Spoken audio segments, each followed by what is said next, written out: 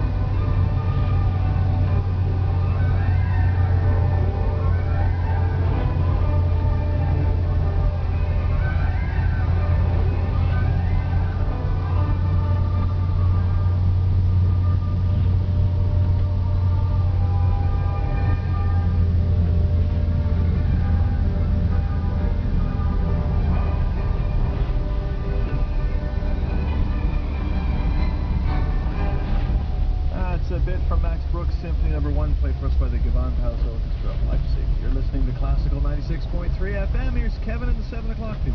Getting anywhere this morning's a real challenge, including for passengers on GO trains and buses. The winter storm continues. What a blustery morning looking out the window now. This snow's really coming down.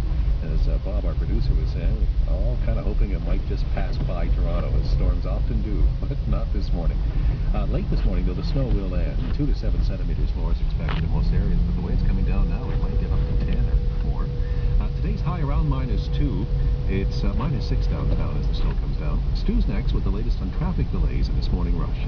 At California Closets, it's all about creating space. Purchase before March 15th and receive $350 in free accessories. California Closets, 905-669-1599. What can you tell us now, Stu? It is still a slow go across the GTA and all of southern Ontario this morning with the snow and ice covered routes. Let's have a check at the 401. Still a westbound collectors between Jane and the 400, a right lane collision. Eastbound 401 at Thixton, a collision there, blocking a lane just being moved. And also eastbound 403 ramp to Neve, a couple of vehicles in a collision that's blocking the right lane of the ramp. Southbound 400 past Highway 89, we've got a vehicle that spun out into a right lane, and also some other spin outs on the southbound 400 coming up to the 401. There's one into the center median there.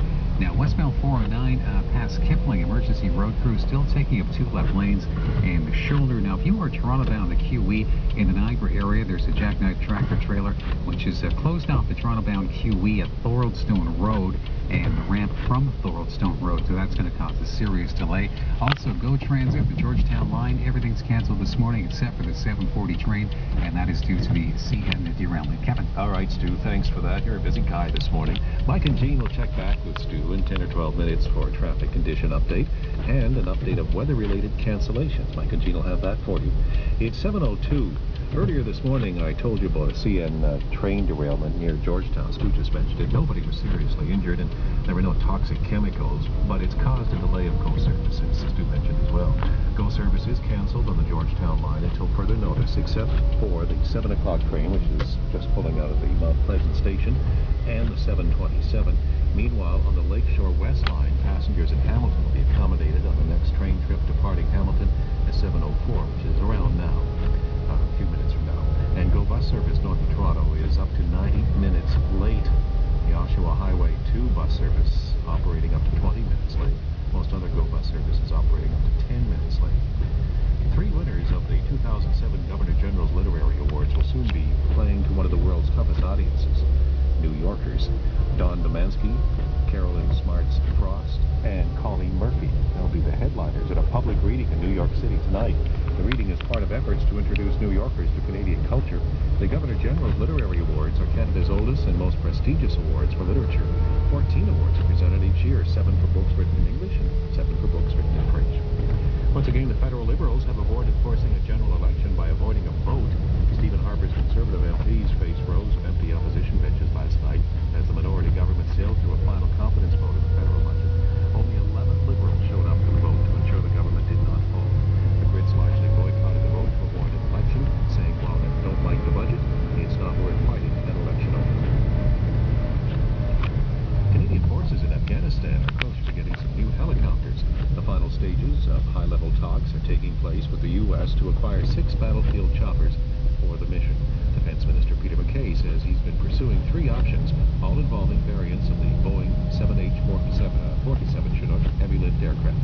Supplying air transport to get our soldiers off bomb-laden highways of Kandahar was one of the key conditions set down by the Manley Commission for our continued military involvement in Afghanistan. Plans are being finalized for a public memorial for late Canadian guitarist and singer Jeff Healey.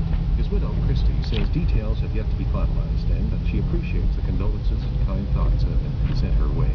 Healey died, as you know, of cancer Sunday at age 41. In business news, oil prices, they're up overseas after dropping sharply yesterday on the possibility that OPEC will raise output and on expectations that U.S. crude supplies are continuing to rise.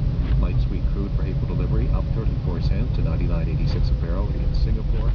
Contract plunged nearly $3 yesterday in New York to settle at $99.52 a barrel. In sports, the NHL, Zach Parise scored twice as the Devils beat the Leafs 4-1. Nick Andropov counted with the lone goal for Toronto.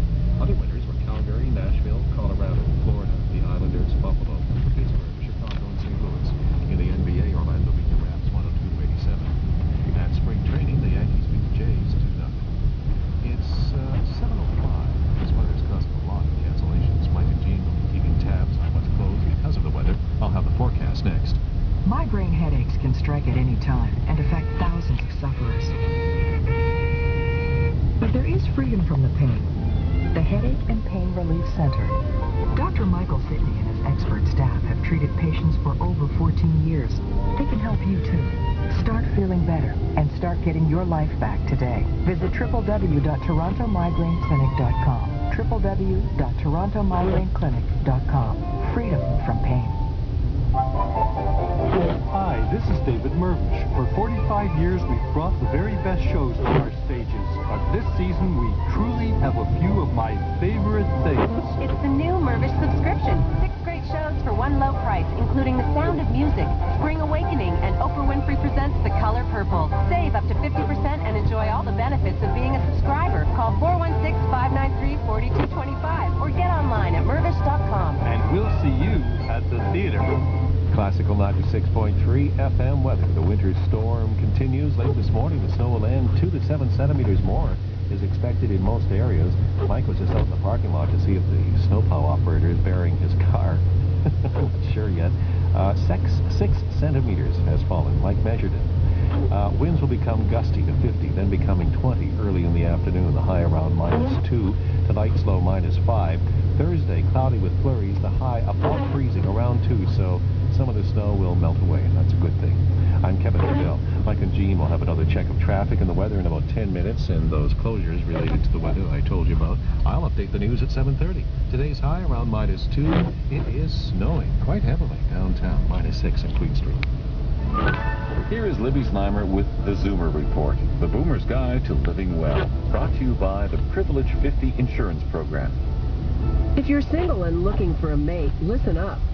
Researchers at Northwestern University conducted a study of speed daters and found that people who selected a large